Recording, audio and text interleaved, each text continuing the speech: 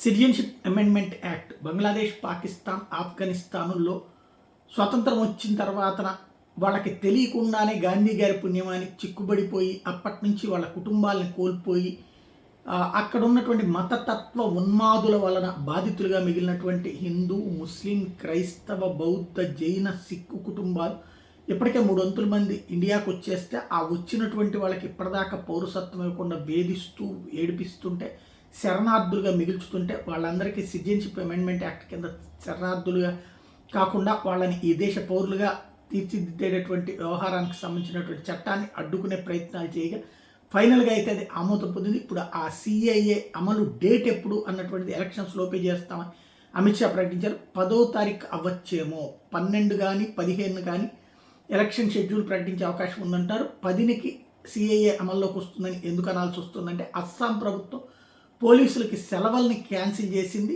ఎందుకంటే citizenship amendment act అమల్లోకి వస్తే మత ఉన్మాద శక్తులు రెచ్చిపోయినటువంటి సందర్భం అస్సాంలో కాబట్టి ప్రిపేర్డ్గా ఉంటుందంటే మేబీ 10 తర్వాతనే ఇంప్లిమెంట్ వస్తుందేమో.